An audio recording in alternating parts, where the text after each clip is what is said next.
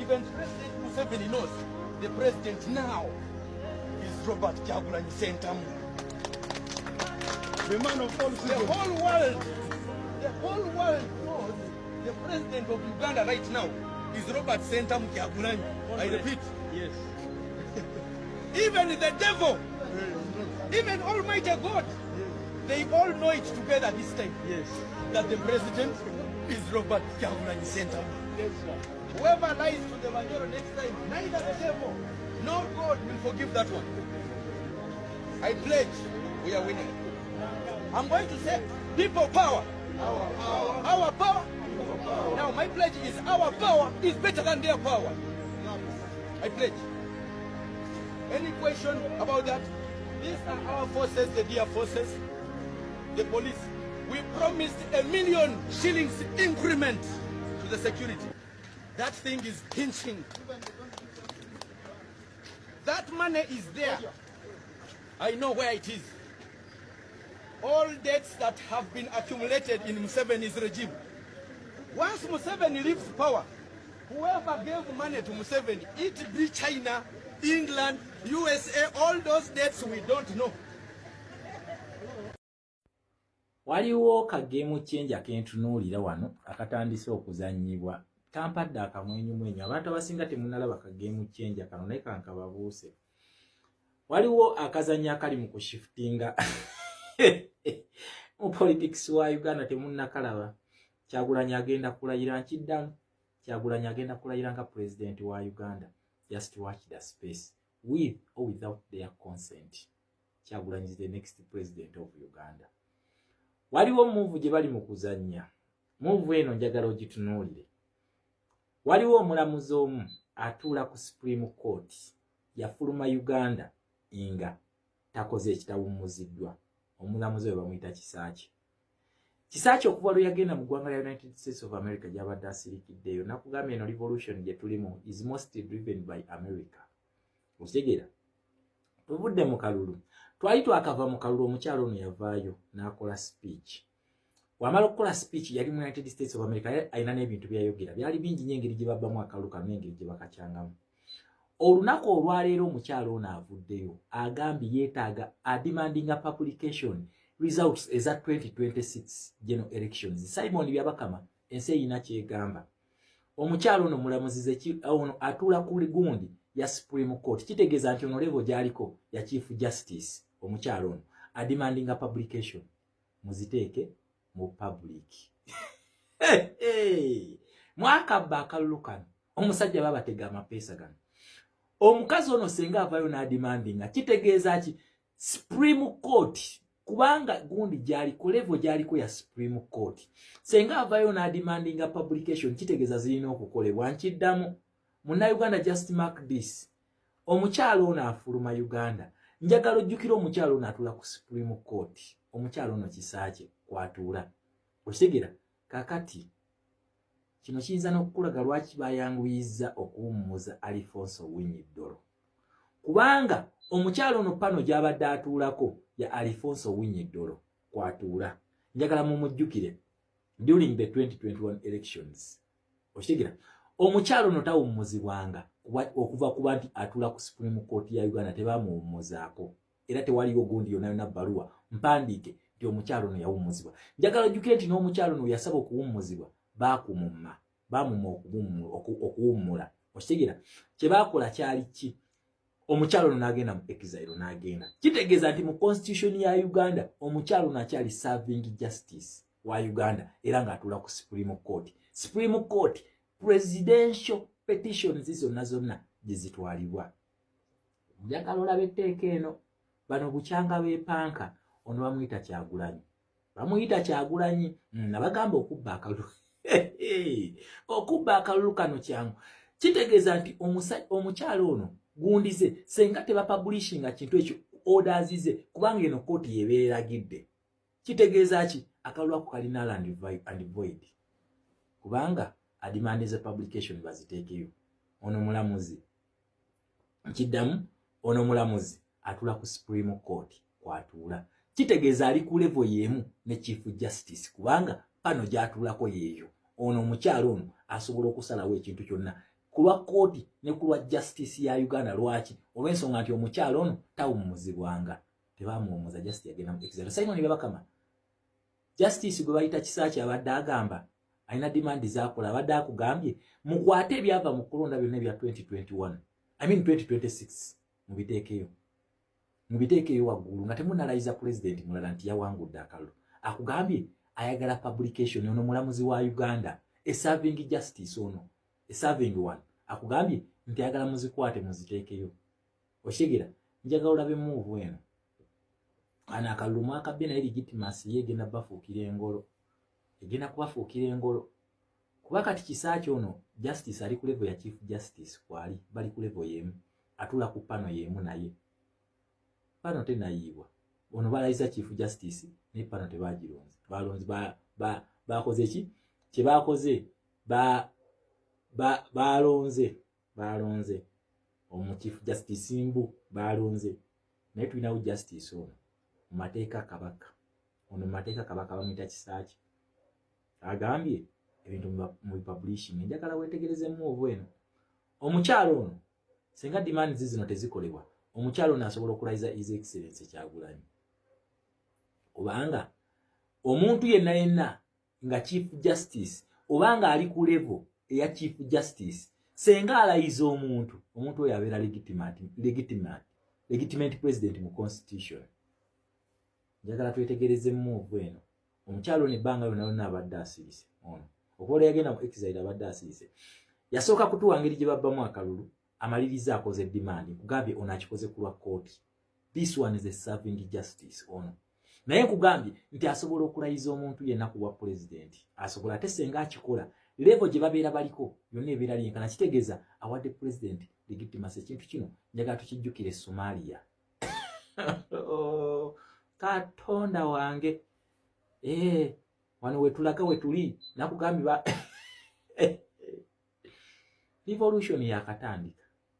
revolution yakatandika ebintu bitandise. Justice avuddeyo adimandinze result azagala. The same person ono asobola okulayiza Kyagulanyi nga president kubanga omukyalo ne ddala lyaliko lyerimu nerya chief justice bonna batula ku Supreme Court. Akakiiko ka Supreme Court ya Alfonso Winyedolo omukyalo ono kwatula kitegeeza level gyaliko ya chief justice. Senga akeera ku makya nalayiza his excellence Kyagulanyi agenda kubeera recognized nga president. Ekintu kino kyaliko Somalia. Njagala tujjeyo nakugamba ebintu bino tuli mu history mwe tusanulia. Somalia balonda government Al-Shabaab yali government nga ne bagambe wangudde wa president. America yavayo n'agamba ntayi tegenda kufuga Somalia tejja kufuga. Bakwata opposition leader yaliko by then. In fact yali government bamulemezaako bulemeza kubanga ono yali opposition n'awangula akalulu Somalia. Ne bamukwata ne bamutwala Kenya n'alayira kuwa president. Wamala okulayira kuwa president emirimu gye gyali gikolebwa Kenya ebiseera ebisinga mpaka America yamugamba it is the high time to gende Somalia or take off there. Abali mu government bafuuka bayekera ba terrorist Al-Shabaab bafuuka ba terrorist okitegera era baba recognizing aba international terrorists. Wabula atono gwe atawangula kalulu bamulayiza kuwa president yafuuka president. Muna Uganda njagala wetegereze move eno njagala ogyetegereze bannange twalengeddeyo dafa aba foreign police bakabaka ba police zina bamanyi ekintu kye bayita geopolitics. Njagala wetegereze nnyo kati move omukyalo onaze mu equation y'akalulu ka Uganda. Kisaaki justice Kisaaki aze mu equation y'akalulu ka Uganda. Kiki babala sinna kitegeera I cannot confirm yet. Naye nga kimanyi nti kyakoze tosobola kulayiza president nga tonatuukiriza demand z'ono omukyala kubanga ono omukyala mulamuzi era atula ku Supreme Court. Supreme Court ye top ya presidential petitions zonna gye baziteeka. Yenna ayagala okuchallenginga petition y'obwa president atula ku Supreme Court. Omukyala ono kwatula kwe tribunal oba kweyo pano ng'abadde atulako ne Alfonso Winyedolo. Njagala mujjukire omusango gwa 2021 omukyala ono yabigaana ebyamuteekako embeera yonna yamuforcinga n'okugenda ku exile n'ayagala resigning ne bagaana kati mugenda kwejjusa lwaki temwamuresigninga. Lwaki yabawandiikira resignation letter temwagimuwa. Akazannyo kakyuse akazanyo kakyuse twandirabako ba president babiri nga balayira nkiddamu twandirabako abantu babiri nga balayira ku bwa president ate omu agenda kubeera legitimized kubanga ono wabeera nga asabye results zino nga yeetaaga publication eza 2026 elections kitegeeza azeetaaga mulina okuziteekayo. This is a judicial demand. Ono mukyali empapula zakyazirina ekiraga nti atula kuki atula ku Supreme Court ya Uganda. Kati senga omukyalo ono alayiza omuntu agenda kubeera president ate abeera legitimate president. Just watch the space. Akazanyo kakyuse kugambye sinnamanya game gye bazanya. I cannot confirm yet. Game eno sinnagimanya naye nkugambye nti omukyalo ono omuntu gw'alayiza alina agenda kubeera president. Kati bano balina justice owaabwe yalayidde ekisozi. Katonda wange waliwo justice yalayiridde ekisozi si mu kooti. Oyafi ono yagitwalira mu kooti. Kati kitegeeza omu agenda asavinga oli wabula tasavinga judiciary kubanga tukimanyi nti chief justice w'eggwanga alina kulayirira mu kooti kubanga emirimu gye gyonna agenda kugirekolera mu kooti. Omwami aliko chief justice mbu eyarepresentinze Alfonso Winyiddolo yalayiridde ku faamu ekisozi. Kati simanyi oba emirimu gye agenda kugikolera nte agenda kuwozesa nte za Yoweri Kaguta Museveni ekisozi kuba gye yalayiridde. Kakati yalayirira mu kooti era njagala jjuke nti ne pressure gye bamuteekako yagamba ye tagenda kugenda against Oyafi gye yatwala talayirangako kusavinga interest za muntu wabula ggwanga. Olunaku olwaleero omukyalo ono ng'akyali recognized asabye empapula abagambye ebintu mubiteekeyo. Mr. Simon Byabakama omukyalo ono tomuyisaamu maaso kubono justice mulambera ali ku pano ya chief justice ono akugambye publication ya 2026 general elections muziteekeyo. Ono mulamuzi yalagidde ate atula ku Supreme Court ogenda kumujemera. Mukama Katonda wange Katonda wa Yakobo ne Isaaka Shankara baba oh my goodness we didn't expect this coming. Nkugambye sinategeera kiki teeke eno sinagitegeera naye okuva presidential results webazirangirira ez'ekifere omukyalo ono yajja mu mawulire n'afulumya article namba engeri akalulu gye kabbibwamu n'alaga shamunensi y'akalulu ke Uganda. Olunaku olwaleero muvu ey'okubiri gy'ateekinze abagambye mukwate results zonna muziteekeyo kubanga Electoral Commission erina website mwina website bakulu result tetuzirabayo mwalangirira nga 15 tulimu 26 kitegeeza wakayitawo ennaku tulimu 27 in fact kitegeeza kitegeeza twakayisawo ennaku 12 okuva presidential results ezalangirirwa ate nga muweebwa only 48 hours results ezo okuziteeka ku archive oba public domain ensi zonna neza accessing mwagaana. Kati justice Kisakya abagambye mukwate results ezo muziteekeyo naye nkugambye the deadliest move omukyalo ono kyasobola okukola government eno senga akwata presidential candidate n'amulayiza. Sinnategeera nkugambye simanyi move saagala mugamba ate Shama atugamba justice sasa agenda kumulayiza nedda naye nkugambye senga akola move eyo n'amulayiza ono agenda kubeera legitimate president wa Uganda agenda kubeera legitimate kubanga ekisooka bali results bagenda kuba tebazitadde mu archive kitegeeza nti no byebalangirira byonna byali byabwe tebikkirizibwa biri null and void kubanga omulamuzi yabisabye. Okitegeera senga abadde nga kweregenga Shama nenzija neŋŋamba nti okay mutuwe results tuzirabeko nze byange doesn't matter naye twogera ku muntu ali ku pano ya Supreme Court ali ku level ya Chief Justice kubanga omuntu yenna alina ali ku level ya Chief Justice kitegeeza naye asobola okubeera Chief Justice era omuntu yenna alina amateeka gagamba nti Chief Justice yalina okulayiza president oba omuntu alina equivalence eya Chief Justice omukyalo alina equivalence eya Chief Justice. Wetulaga n'abagambye tugenda mu New Uganda amuwakana kati kitegeeza senga mukwata n'amulayiza ono agenda kujja ne bakomando ate ebintu bitandise okunyumira eri foreign police zitambula kamba koleyo ne ka video my next video tugende ku mu foreign police kubanga nayo you are missing a lot okuva akalulu kano ikakola ki bannange ebintu bitambulanga we twabibala nkugambye omukyalo ono nkiddiringanya emirundi senga akeera n'alayiza His Excellency Kyagulanyi His Excellency Kyagulanyi definitely agenda kubeera president wa Uganda. Agenda kubeera president wa Uganda.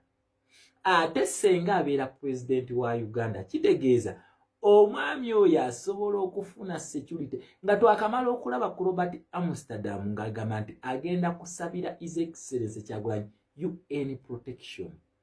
Kitegeeza capacity gye bayinza okumuweeramu protection eno yawa president. Ate senga bamuweebwa kuwa president can come to any country and reclaim his throne. Asobola okujja n'aclaiming entebe. Nkiddamu, these are the possibilities.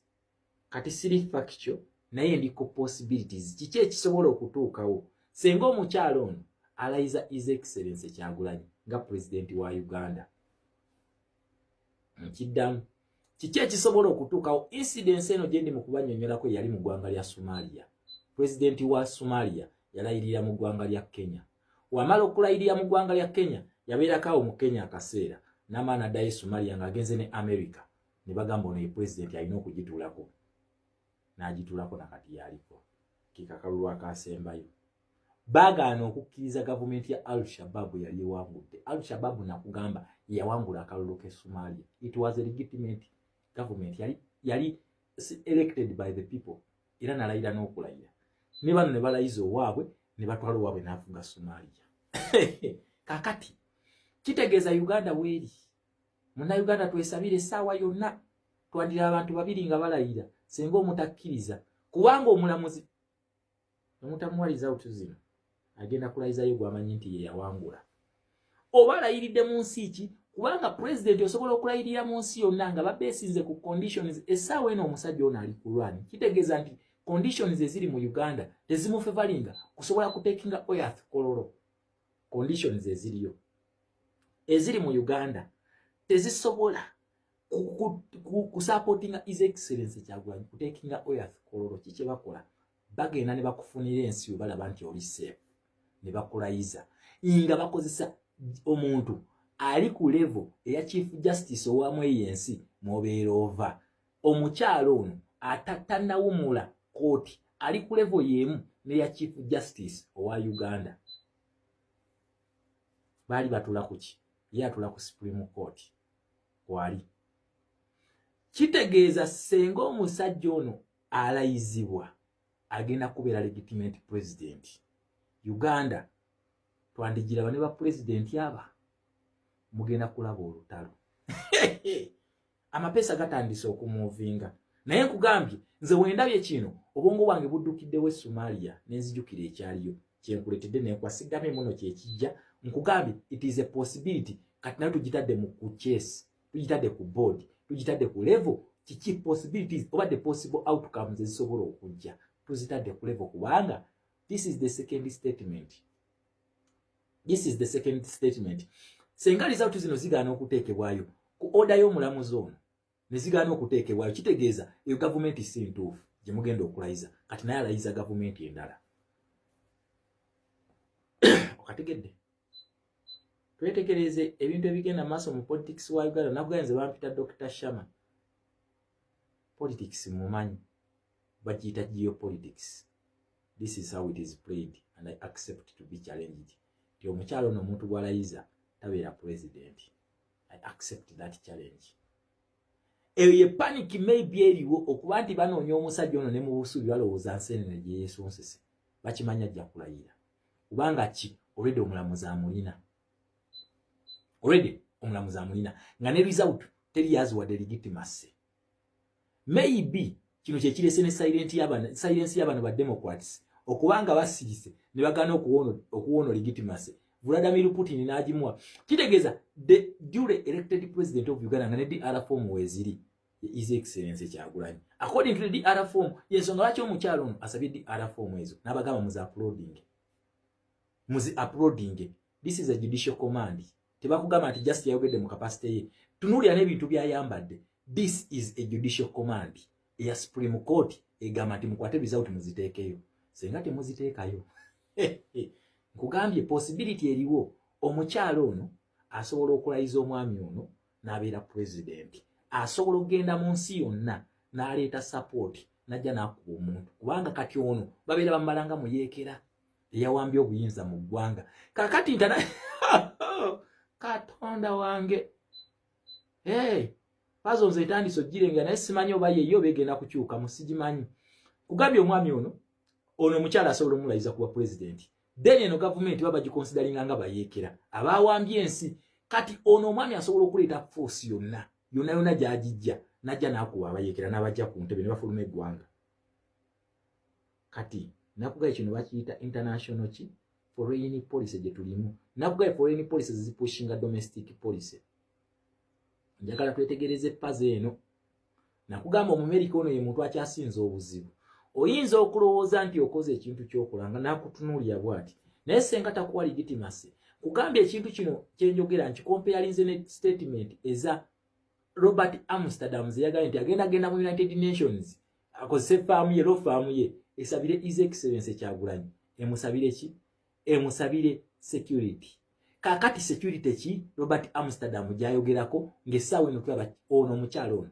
kugambye ono omukyala level gyaliko nja kiddingana n'emirundi njagala mukikoleko research omukyala ono omuntu gw'alayiza abeera president kitegeeza nti Uganda egenda kufuna ba president babiri yensonga lwaki ajjidde mateeka n'asooka n'abagamba muteekeyo result muzipublishing kubanga akimanyi nti tebazirina kyekimu n'ekya 2021 tebaziteekayo kati omukyala ono akimanyi nti result tebazirina kakati mu kubanga tebazirina kikyagenda okukola ye waba agamba nti tebazimuwadde ajja kukwatalangirie president kubanga okakasa DR form zakuŋŋaanyizibwa era His Excellency Kyagulanyi Ssentamu Robert balina DR form babeera bamudeclaringa nga bakozesa result declaration form results ze bakuŋŋaanya muki mu kalulu ako basobola omukyalo nasobola ziba esingako n'alangirira nti gwe eyalondebwa abantu era gwe president wa Uganda kati kitegeeza tufunye government within tufunye parallel government kati ono force yonna gyaleeta ebeera legiti okuba nti aze kuba muyeekera amugye mu buyinza ekintu kino kye bakola Al-Shabaab okuba nti ero Al-Shabaab is considered as a terrorist group wetulaka tutandise okulabayo tugenda mu Uganda mpya nabagaye tugenda mu New Uganda naye bagamba nti nze amagezi gembawa muteese temekulaba mbeera bweti tutasonga mu New Uganda nkiddamu tutasonga mu New Uganda tufunyewo other avenue gye batandise okutulaga okwerula ekkubo sikugambye nti yegenda okukola manyi muwaayiriza nnyo sikugambye nti yegenda okukola wabula nkugambye possibilities eziri mu kintu kino these are the possibilities omwami oyo omukyalo ono mumulaba asabiriza kuti n'abagaba bazipublishing yasooka kulaga ngeri kalulu gye kabbibwamu wamala okukalaga akomyewo mu season tunga akugamba ayagala result baziteeke ono mulamuzi mu Uganda nkiddamu ono mulamuzi wa Uganda kubanga tewali bbaluwa emuwummuza teriiwo kitegeeza ki ebbaluwa erina kubeera signed nakkiriza kubanga yabasaba awummule mu kusooka ne bagaana ne bagala tojja kubiwummulayo n'adduka n'agenda mu exile kati kitegeeza capacity gyakyalimu ya bulamuzi gyalimu okitegeera gyalimu ng'obulamuzi kubanga tulina bbaluwa emuwummuza tebanatuga nti emyaka gye giweddeko twalabye Alfonso Bunyidoro nga yakoze ki yawummudde essaawa eno azze ng'omulamuzi mu kiti kye eky'obulamuzi bw'ati bw'ayambadde n'agamba ayagala ki ayagala result publishing ayagala publication ya 2026 general election results Simon byabakama ne electoral commission ye ebiteekeyo then bamala okubiteekayo singa babibumma agenda kulayiza omuntu wa tusabe essaawa yonna saba ndaba tolekedde Somalia nkiddamu these are the possibilities tolekedde Somalia kati ono agenda kujja n'amagye nga yeetaaga ntebe mujja kugimuwa nkiddamu senga ebyababuzeeko senga ba alayira n'alayizibwa ono abeera legitimate president w'eggwanga lya Democratic Republic of Uganda the Republic of Uganda kubanga abeera lweyizinze numbers eziteekeddwa okulondebwa abantu according to the DR form NRM tewali we yawangula tewali kati ono alina DR form ng'azirina kitegeeza nti constitution emuwa mandate okulayiza omuntu va ku bino bye yeerayiza ng'ali ekayika n'akwata Bible ne yeerayiza ono alayirira maaso g'omulamuzi ono level gy'aliko ya Chief Justice wamala okulayira ensi egenda mu recognizinga nga president wamala mu recognizinga nga president nga tuzzeeyo ku statement za Robert Amsterdam United Nations eba erina okuinstatinga president oyo yalondeddwa kubanga ne bana bakilaiminga nti bawangudde tebalina DR forms ne result teziriyo muki teziriyo ku archive zaabwe teziriyo ku website ya Electoral Commission result teziriyo ate senga bakola move ne baziteekayo kitegeeza bagenda comparinga DR forms entuufu kuba National Unity Platform ina DR forms kati bagenda comparinga DR form entuufu then bakomparinge ne bino bafune result entuufu bagenda kufunamu ekintu ekiri cooked n'ekituufu kitegeeza tugenda kufuna ekintu kye tuyita 2026 elections audit eno audit ekolebwa United Nations oba international community weekolebwa erekkirizibwa elections audit esobola okusabibwa era still the same chief justice ono mukyalo ono asobola okugamba twagala elections audit asobola okugisaba kubanga ono abeera mulamuzi asobola okusalawo n'agamba according to this result twagala egundi esingako wano esa ekole elections audit ono level gyaliko yesimbayo mu Uganda kitegeeza atula ku Supreme Court kati wabanga atula ku Supreme Court n'asaba elections audit kitegeeza United Nations yeyina okukola audit yeno. Watch the space. Revolution yakatandika temunoonya bino byenjogera bannange temunkube emigo bino byenjogera tubijja wano tubijja mu constitution tubijja mu charters yes nange mbifulumiza sina kyakola kubanga nange mbisanze bannange tetwagala musayi mu Uganda nkiddamu tetwagala musayi mu Uganda naye odds zonna ba student ba geopolitics odds zonna zetusoma tulabanga zitutwala awo bannange tetwagala musayi mu Uganda abakulu muteeseganye Simon yabaka makola ekintu omukyalo ono kyakugambe kubanga tumanyi kikiddako twasooka kumulabanga contesting result amazazi sabi ziwanikibwe kati tumanyi kikiddako senga onaaziwanike osuubira ebintu bibiri either we are going to go for an elections audit tugenda kugiddamu oba agenda kubigaana kubanga waliwo n'obujulizi obulala ate jjukira his excellency yagula teyaze mu kkooti zammwe lwaki omukyalo ono waali lwaki azze for God and my country Uganda. Let us follow up these stories tulabe waje kigenda okuggwera. For God and my country Uganda, I'll keep you posted. Bakita Shama Fat D3 Media, the only geopolitics channel on the hood. Just subscribe, take a notification, then to gain maso. Like you, no joining a membership club can give support to this channel or about what the channel or what they can support or kwa independent review or kwa independent analysis ku politics across the world kubanga fetukola ekintu kyebayita geopolitics. So thank you for the support and keep on supporting please. Your support keeps me moving n'okubaweereza update for God and my country Uganda.